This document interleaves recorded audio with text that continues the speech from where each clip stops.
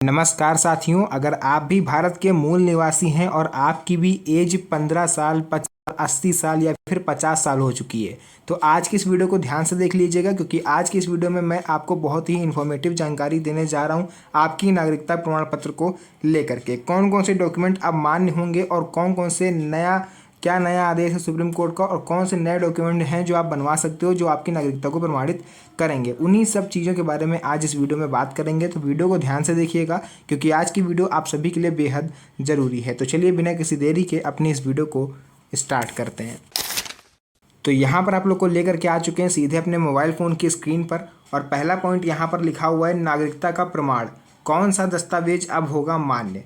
देखिए, हर व्यक्ति के पास आधार कार्ड, पैन कार्ड और राशन कार्ड, ये 3 डॉक्यूमेंट ऐसे हैं जो लगभग सभी भारतवासियों के पास आपको मिल जाएंगे, चाहे वो 5 साल का बच्चा हो और चाहे वो 80 साल के सुपर सीनियर सिटीजन। ये तीनों दस्तावेज भारत में लगभग सभी के पास हैं, मतलब जो बालिग हैं। फिर भी ये नागरिकता का प्रमाण नहीं माने जाते, यानी कि अगर आपके पास आधार कार्ड है और आपकी एज 25 साल है तो आप भारत के निवासी नहीं माने जाओगे, यानी कि आधार कार्ड जो है वो नागरिकता साबित नहीं करता है। ठीक है, मतलब भारत के नागरिक माने जाओगे जब आप वो प्रॉपर डॉक्यूमेंट दिखा दोगे जो उस चीज़ को रिलेट करे।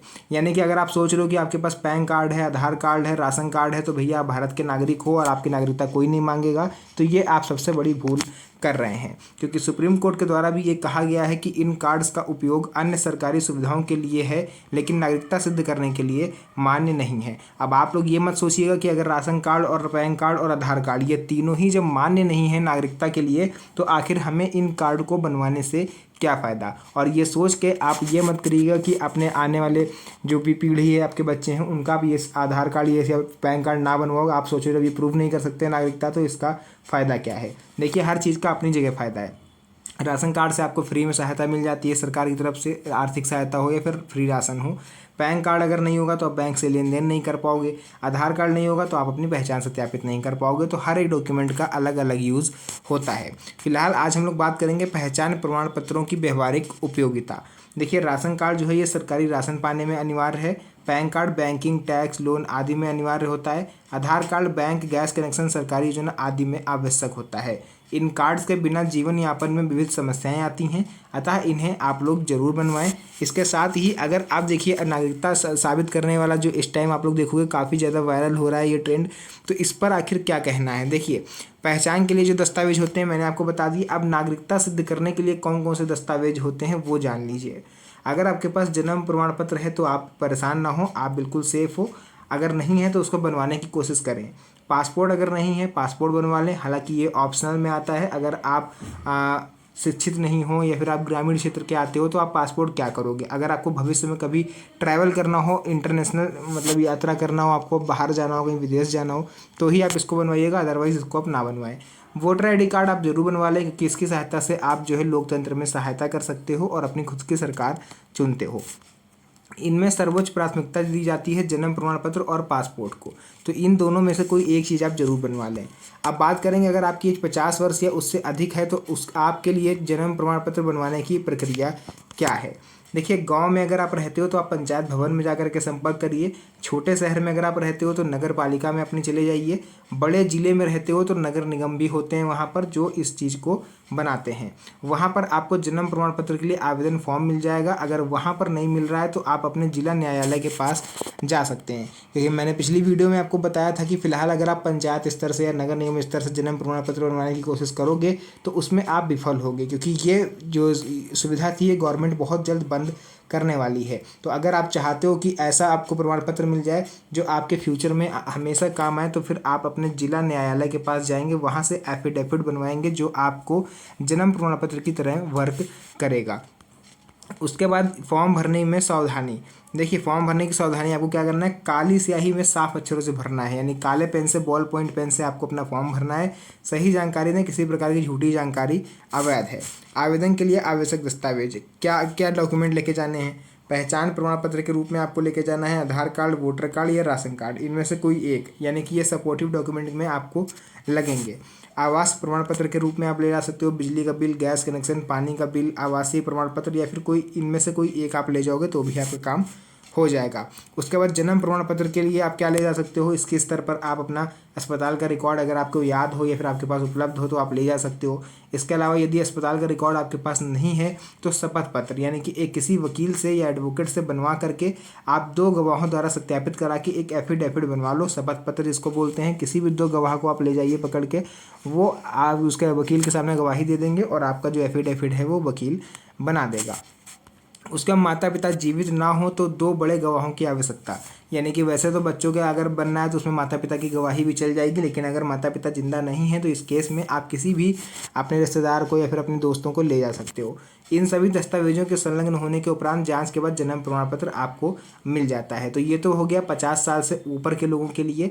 20 साल अगर आपकी एज है, 25 साल 30 साल एज है और आपके पास अस्पताल का प्रमाण नहीं है तो आप इस तरह से अपना बनवा सकते हो। अब हम लोग बात करेंगे अगर आपकी एज 15 साल से कम की है, यानी 0 से 15 साल, तो आपको क्या करना है, सिंपली आपका तो अस्पताल से ही मिल जाएगा जिस भी अस्पताल में आपका जन्म हुआ है, या फिर आपके बच्चे का जिस भी अस्पताल में जन्म हुआ है, 15 साल से उसकी एज कम है, 5 साल का है, 8 साल का है, 12 साल का है, तो उस अस्पताल में जाइए, उसके पास रिकॉर्ड होंगे, वो अपने स्तर से आपको जो फॉर्म होता है वो बना के दे देगा। लेकिन ध्यान रहे कि वो जन्म प्रमाण पत्र नहीं होता है, वो केवल इस चीज़ को लिख के देते हैं कि हाँ इस बच्चे का जन्म मेरे अस्पताल में हुआ है, इतने बजे हुआ है, माता का ये नाम है, पिता का ये नाम है।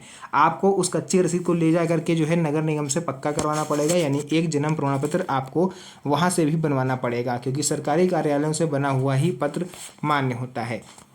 उसके बाद अगर आपकी आयु 20, 25, 30, 35 वर्ष है और जन्म प्रमाण पत्र आपके पास नहीं है तो आपके पास ऑप्शन है कि आप पासपोर्ट बनवा सकते हो। पासपोर्ट बनवाने के लिए भी 3 प्रकार के दस्तावेज होने चाहिए।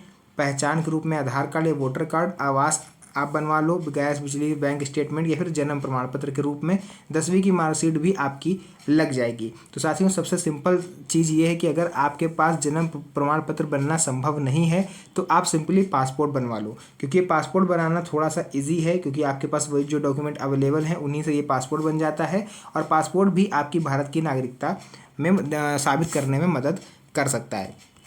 पासपोर्ट के आवेदन की प्रक्रिया अब आसान हो गई है। अपने ज़िले के पोस्ट ऑफिस में जा करके या साइबर कैफ़े से आप ऑनलाइन आवेदन कर दें।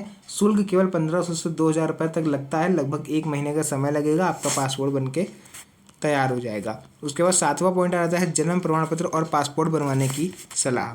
हर व्यक्ति को या तो जन्म प्रमाण पत्र बनवाना चाहिए या पासपोर्ट।